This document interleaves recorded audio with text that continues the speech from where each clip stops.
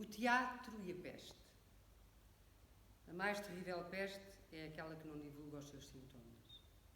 Isto ressalta a fisionomia espiritual de uma doença com leis que não pode ser cientificamente definida e com uma origem geográfica que seria idiota querer determinar, porque a peste do Egito não é do Oriente, que não é de Hipócrates, que não é de Siracusa, que não é de Florença, a negra, à qual a Europa medieval deve os seus 50 milhões de mortos. Ninguém dirá por que razão a peste se abate sobre o cobarde em fuga e poupa o libertino que se satisfaz em cadáveres. Porque hão do afastamento, a castidade, a solidão ser impotentes contra as arremetidas do flagelo,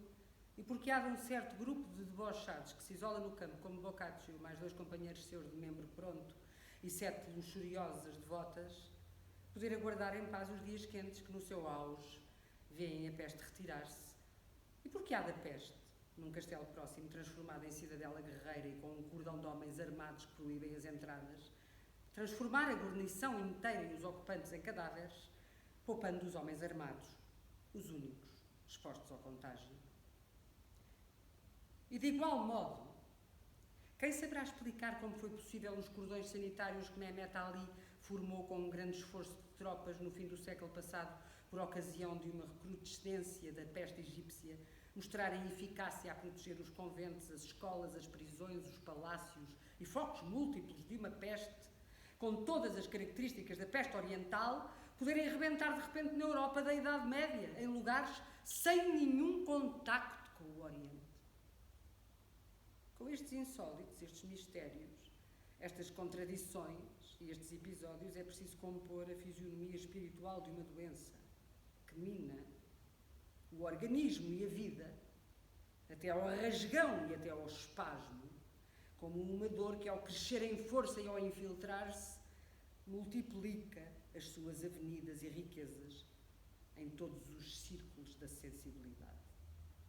Entre o empestado a correr aos gritos no encalço das suas imagens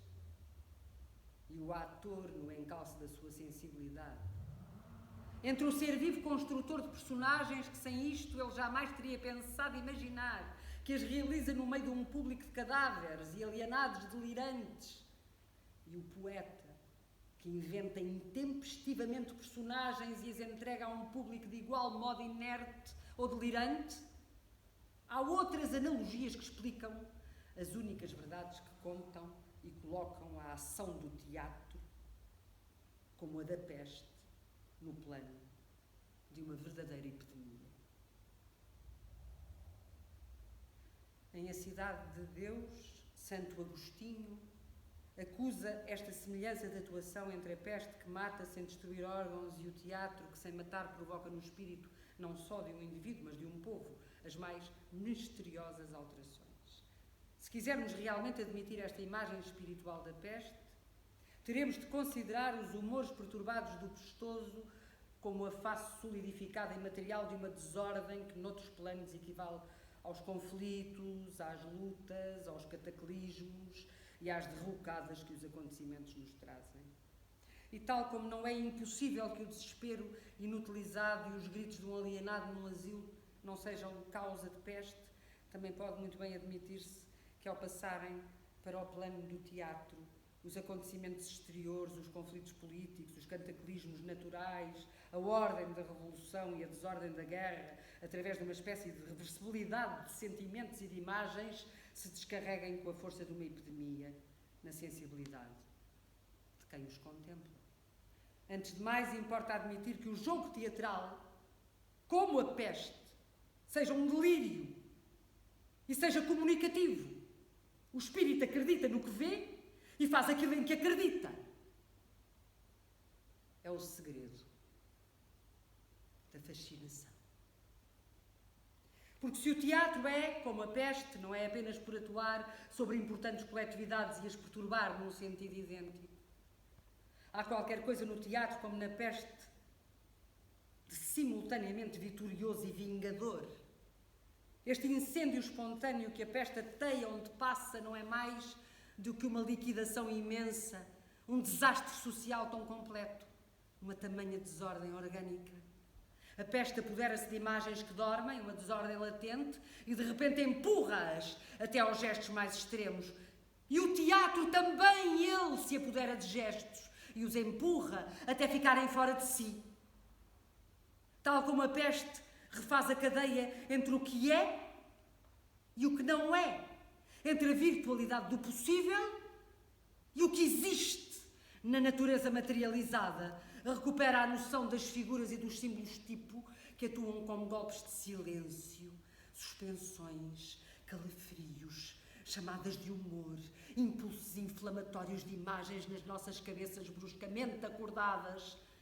Todos os conflitos que dormem em nós, restitui-nos com as suas forças e a estas forças põe nomes que saudamos como símbolos. E à nossa frente dá-se então uma batalha de símbolos, projetados uns contra os outros num impossível atropelamento, porque só pode haver teatro a partir do momento em que o impossível realmente começa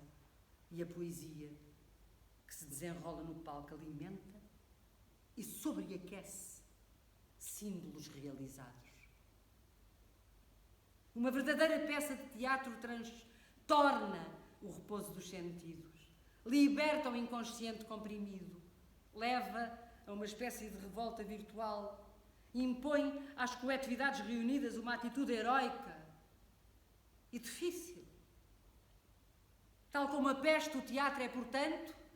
um formidável apelo de forças que conduzem o espírito pelo seu exemplo à origem dos seus conflitos. Se o teatro essencial é como a peste, não é por ser contagioso, mas porque é como a peste, a revelação, a exposição, a projeção de um fundo de crueldade latente através do qual se localizam num indivíduo ou num povo todas as possibilidades perversas do espírito. Há no teatro, como na peste, uma espécie de estranho sol, uma luz de intensidade anormal, onde parece que o difícil e até mesmo o impossível se tornam de repente nosso elemento normal. O teatro, como a peste, deslinda os conflitos, liberta as forças, provoca as possibilidades, e se estas possibilidades e estas forças forem negras, a culpa não é do teatro ou da peste, mas da vida. Não vemos que a vida, tal como é e tal como a fizemos, ofereça muitos temas de exaltação. Parece que através da peste e coletivamente, um gigantesco abscesso, tão moral como social, se esvazia. E tal como a peste, o teatro é feito para esvaziar abscessos coletivamente. É provável que o veneno do teatro lançado no corpo social o desagregue, como diz Santo Agostinho. Mas falo à maneira de uma peste, de um flagelo vingador, de uma epidemia salvadora, em que todas as épocas crédulas quiseram ver o dedo de Deus, e que não é mais do que a aplicação de uma lei de natureza onde todo o gesto é compensado por um gesto e toda a ação compensada pela sua reação.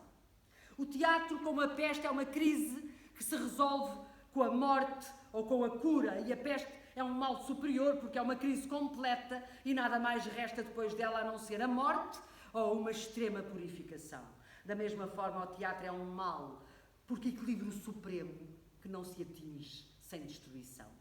Convida o espírito a um delírio que exalta as suas energias e vemos, para terminar, que do ponto de vista humano, a ação do teatro, como a da peste, é benéfica porque, levando os homens a verem-se como são, faz cair a máscara, descobre a mentira, a frouxidão, a baixeza, a hipocrisia, sacode a inércia asfixiante da matéria, que chega às mais claras certezas dos sentidos e, revelando às coletividades o seu poder sombrio, a sua força oculta, convida-as a assumir uma atitude heroica e superior diante do destino que de outro modo nunca teriam assumido. E a questão que agora se coloca é saber se neste mundo que escorrega, que se suicida sem dar por isso, será encontrado um núcleo de gente capaz de impor esta noção superior do teatro, que nos restituirá a todos o equivalente natural e mágico dos dogmas em que deixámos de acreditar.